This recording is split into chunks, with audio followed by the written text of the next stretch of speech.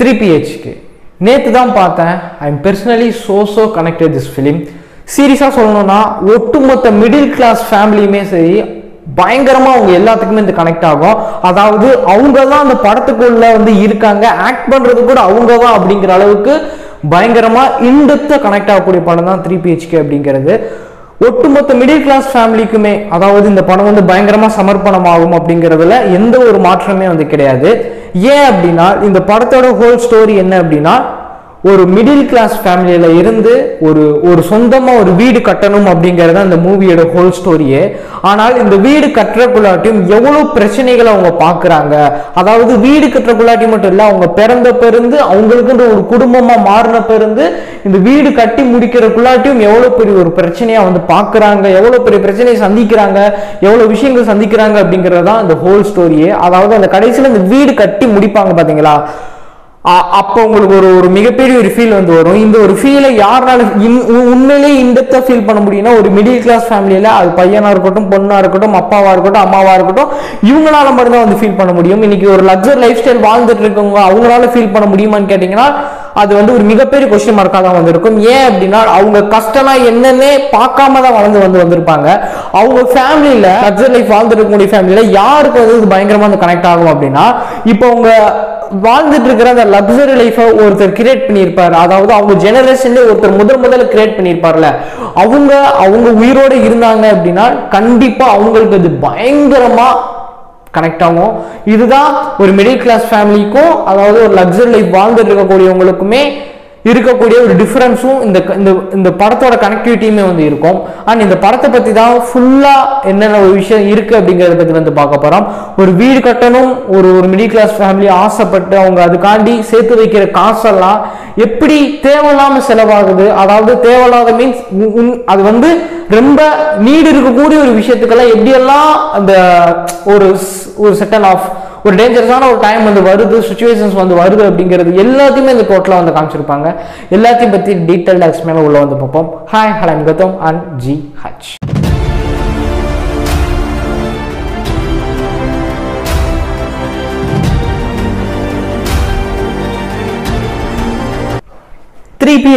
அதாவது இன்னைக்கு 3PHK அப்படிங்கிற ஒரு வீடு வாங்கணும் அப்படிங்கிறது ஒரு மிகப்பெரிய கனவு எல்லாத்துக்குமே. அதாவது சீரியஸா சொல்லணும்னா தனக்குன்ற ஒரு சொந்த வீடு வந்து இருக்கணும் அப்படிங்கிறது ஒரு மிகப்பெரிய ஒரு ட்ரீம்.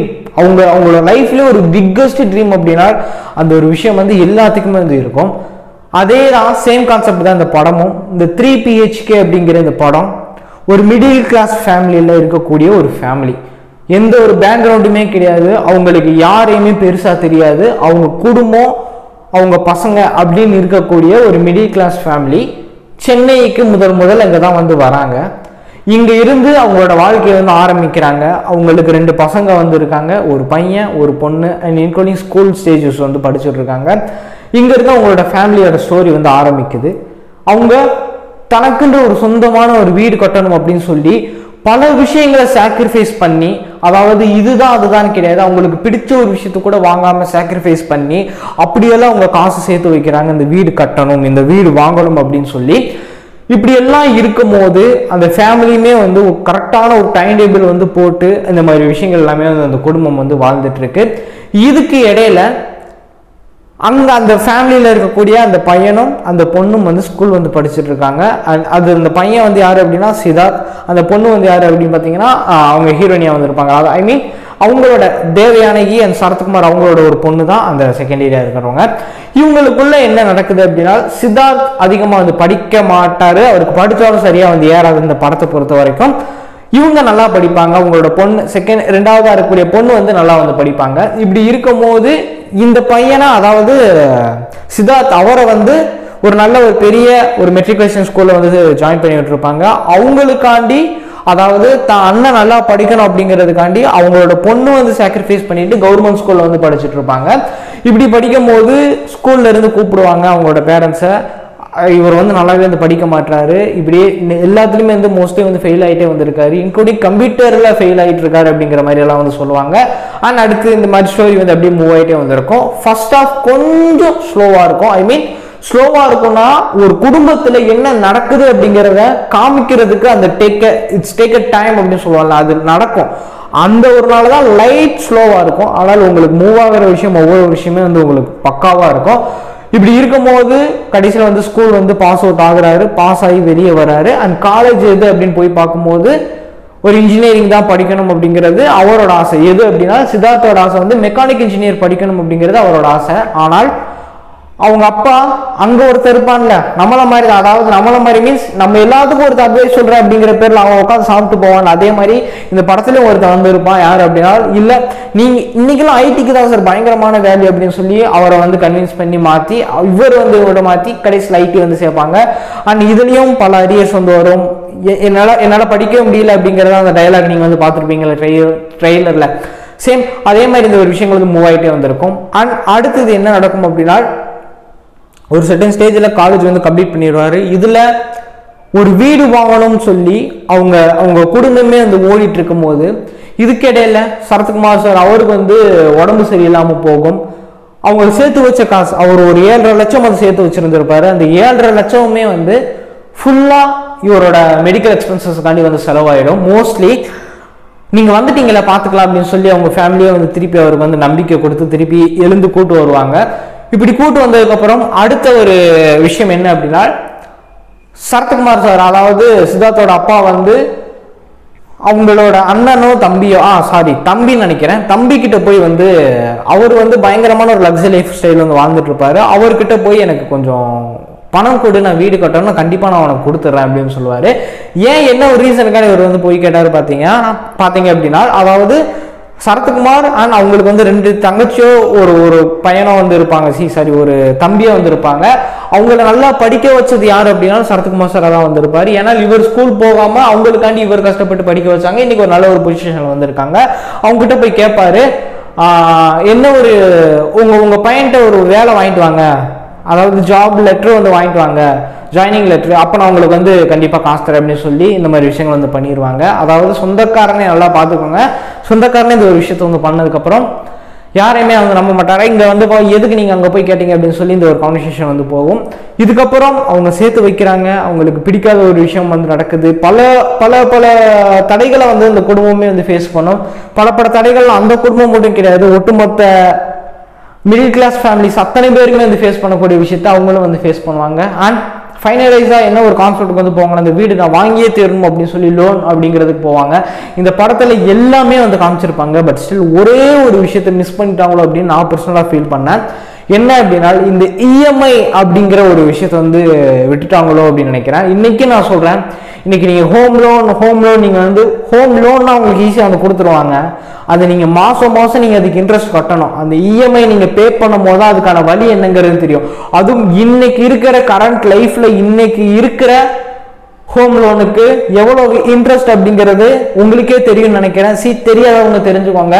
நீங்கள் ஒரு 20 லட்சத்துக்கு நீங்கள் லோன் எடுக்கிறீங்க அப்படின்னா நீங்கள் ஒரு 10-15 வருஷமா நீங்கள் அந்த இஎம்ஐ மட்டும்தான் நீங்கள் கட்டுவீங்க. அப்படிதான் இன்னைக்கு இருக்கக்கூடிய ஒரு நிலைமை வந்திருக்கு. ஆனால் இது நிறைய பேருக்கு இன்னைக்கு தெரியவே தெரியாது. அது தெரியாதவங்க தெரிஞ்சுக்கோங்க.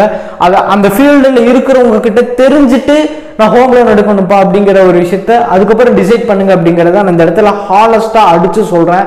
தெரியாதனமா போய் இன்னைக்கு நிறைய பேர் போய் இந்த மாட்டிக்கிறாங்க, அழுகுறாங்க, என்னால ஒண்ணுமே பண்ண முடியலைங்க, என்ன பண்றது, தெரியாதனமா அந்த மாட்டிட்டேன்னு.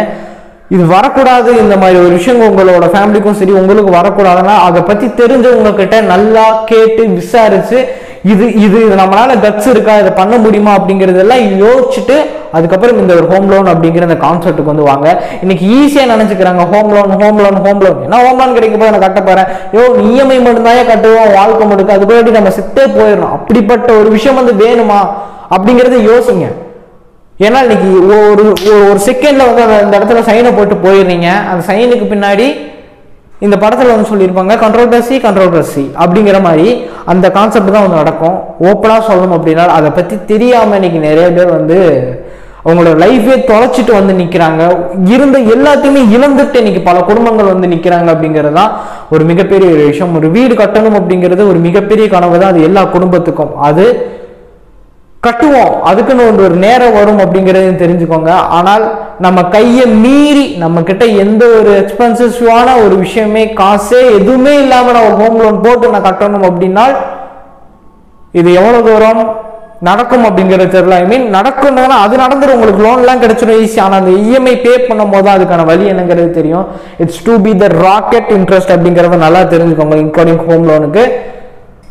அண்ட் இந்த மாதிரி ஒரு பல விஷயங்கள் பல தடைகளை தாண்டி ஃபைனலாக ஒரு வீடு வந்து வாங்குவாங்க. அதுதான் இந்த படத்தோட ஹோல் ஸ்டோரியே. Please must watch the cinemas. போய் கண்டிப்பாக தேட்ரிக்கலில் போய் பாருங்கள், ஒரு குட் ஃபீல் கொடுக்கும். நீங்கள் என்னதான் ஓடிடிலையோ என்னதான் நீங்கள் வீட்டில் உட்காந்து பார்த்தீங்க அப்படின்னாலும் அது வந்து அவ்வளோ தூரம் கனெக்ட் ஆகாது. தேட்டரில் பார்க்குற ஃபீல் வேறு மாதிரி இருந்துச்சு. சீரியஸாக சொல்கிறேன், போய் மறக்காமல் மஸ்ட்டாக வாட்ச் பண்ணி பாருங்கள். என்ன கௌதம் இது வந்து ப்ரொமோஷன் பண்ணி ப்ரொமோஷனாக இங்கே பண்ணலங்க, அதை நல்லா தெரிஞ்சுக்கோங்க. ப்ரொமோஷன் பண்ணல, ஒரு படம், ஒரு நல்ல ஒரு குடும்ப படம், அதாவது குடும்ப படம் இல்லை ஒரு நல்ல ஒரு படம் இருக்குது அப்படின்னா அதை போய் பார்க்கணும் அப்படிங்கிறதான் ஒரு கான்செப்ட். இதுக்காண்டி நாங்கள் ப்ரொமோஷன் பண்ணுறோமா, இல்லை நான் காசு வாங்கிட்டு காசும் ஒன்று வாங்கலை எதுவும் எனக்கு பர்சனலாக பிடிச்சிருந்துச்சு, நான் உங்ககிட்ட ஷேர் பண்ணுறேன் என்னோட ஃபேமிலிஸ் கிட்ட. அண்ட் மற்ற புதுசாக பார்க்குறவங்களும் சரி, நம்ம சேனலுக்கு நியூவாக பார்த்துருக்கிறவங்க அவங்களுக்கும் சரி, இதுதான் ஒரு விஷயம். ப்ரொமோஷனோ இது வந்து ப்ரொமோஷன் வீடியோவோ அதெல்லாம் எதுவுமே கிடையாது. பாருங்க, சூப்பர் குட் ஃபிலிம். அதாவது ஒரு பயங்கரமான ஒரு ஃபீல் கொடுக்கும். ஒட்டுமொத்த மிடில் கிளாஸ் ஃபேமிலி அத்தனை பேத்துக்குமே ஒரு பயங்கரமான ஒரு ஃபீல் கொடுக்கும். இன்க்ளூடிங் ஒரு 50+, ஒரு 16+, ஒரு 70+லாம் இருக்கீங்கன்னா அவங்க வந்து உட்காந்துருவாங்க. இன்னும் 2 மணி நேரம் போட்டால் கூட அந்த படத்தை உட்காந்து பார்க்கறதுக்கான மிகப்பெரிய ஒரு விஷயம் பார்த்துக்கிட்டே வந்திருப்பாங்க. என்ன அப்படின்னா, ஏன்னா அவ்வளோ தூரம் அந்த படம் வந்து கனெக்ட் ஆகிட்டே வந்திருக்கும். எல்லா ஒரு விஷயத்தையுமே வந்து இந்த ஒரு 10 நிமிஷம் 15 விஷயம் வீடியோவில் நான் சொல்லணும்னு நினச்சேன்னா அது சொல்ல முடியாது. ஏன்னா அந்த படமே அவ்வளோ பெரிய ஒரு படம் அப்படிங்கிற போது போய் அதை ஃபீல் பண்ணி பாருங்கள், பயங்கரமாக வந்திருக்கும்.